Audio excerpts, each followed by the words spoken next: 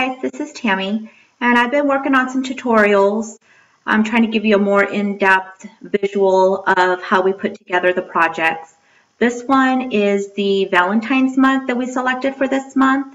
It will be using the files that we downloaded from the Silhouette website. So if you need the design numbers, refer to the instructions in the files or on the event page. They're both listed there. I'm going to show you how to bring the project or the downloads into your project, how we set them up to cut, color, all of that. So let's get to it. First of all, I'm going to open up a new page and I'm going to go to the library. Your library is on the left-hand side. It looks like an open book. Click on that, and if nothing is showing here in this recent download area, just go ahead and click on recent downloads, and that should bring up all of the files that you've downloaded from the site. Mine's already open because I was messing around with it. So I know that we're going to need the perfect flourish words. I'm going to double click, and that will open it up in the work area. So as you can tell, this came in as one image. All the words are locked together in one image. This is called grouping. These are all grouped together. To separate them, you're going to right-click and select Ungroup.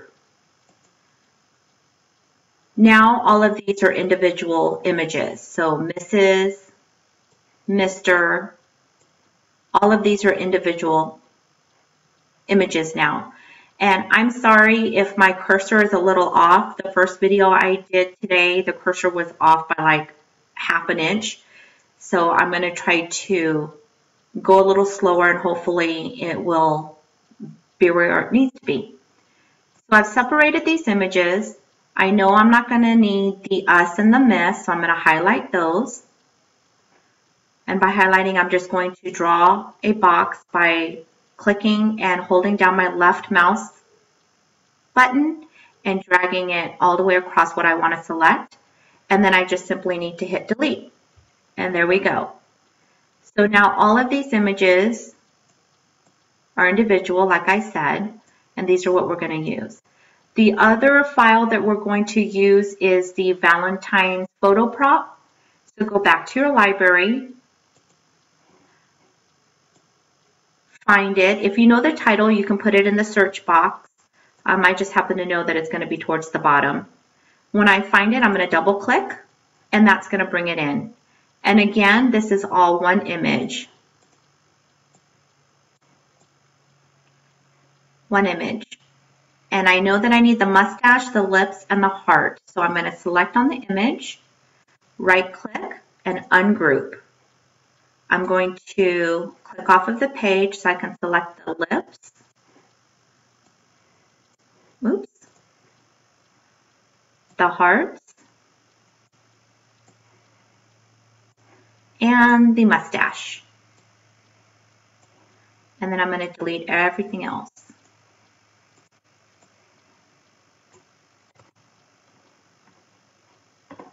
So now we're going to color these. I know that all of these are going to be in black.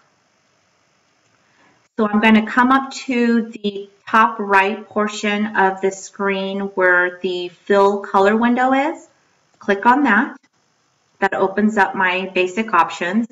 I'm going to select all of the things I want in black and just click on black. Now you'll notice that you'll have a red outline. I don't like the red outlines, not that it really matters when you go to cut it, but I just don't like it visually. So I just open up the line color window. It's the ones with the different colors up on the top. And then I'm just going to click over here where the hash marks are, and that will get rid of the outline. Now these images are all colored black.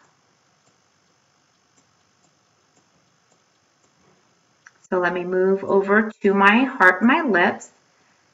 I'm going to select those, and then I'll show you before I fill it in. This red outline is what I was talking about over here.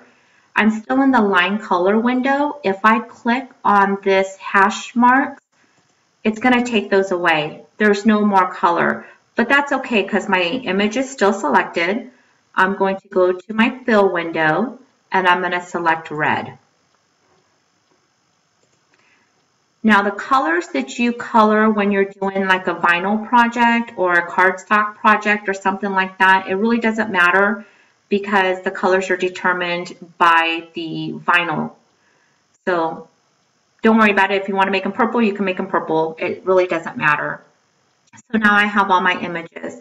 Now I have to resize these images to fit on my mug. The mug I used have a little weird shape. They're kind of square, like square rounded on the edges. So I know my work area is going to be about 3 inches up on the top and smaller down at the bottom. So I'm just going to select my images.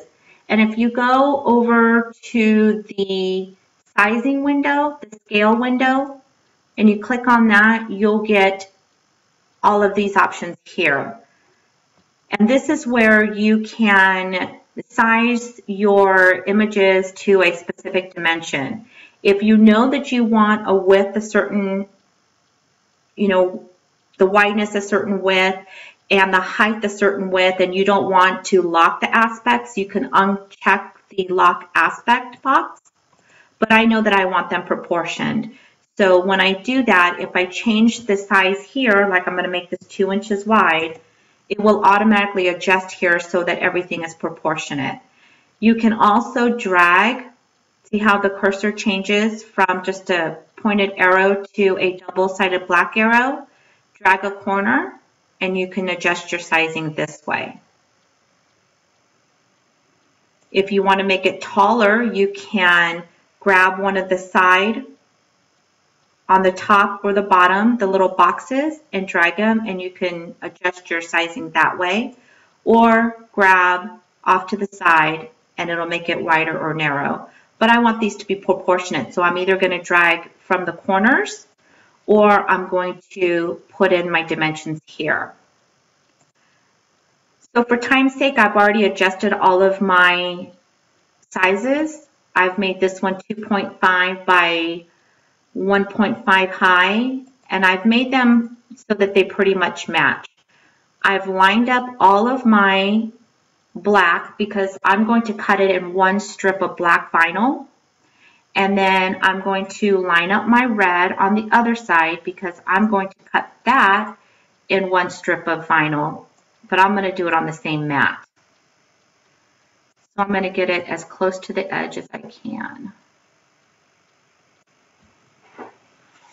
And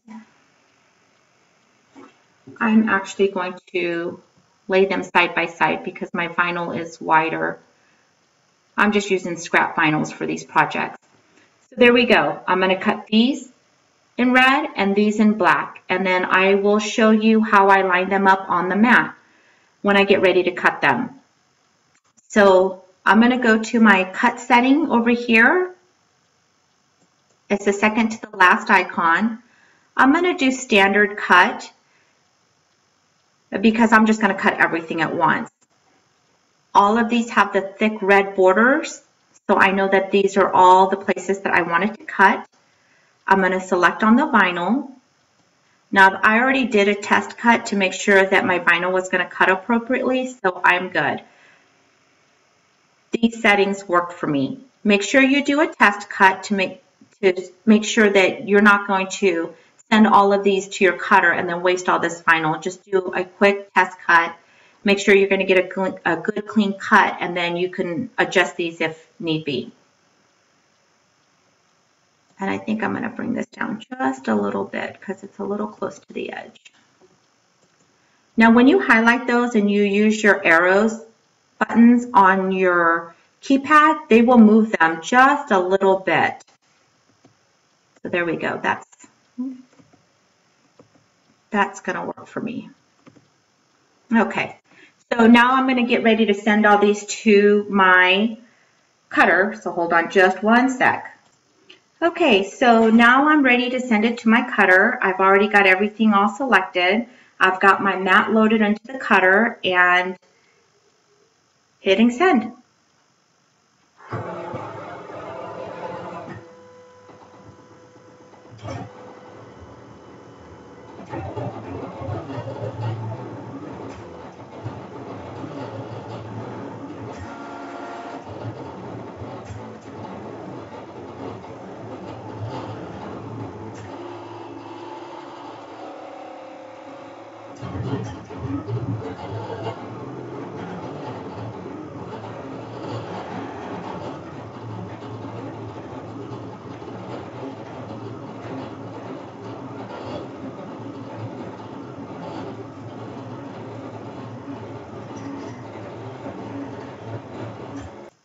Okay, so the vinyl's cut, and now I'm going to weed it. I'm going to show you how I weeded it through my phone camera, and hopefully it'll come out okay. So there might be two parts to this video.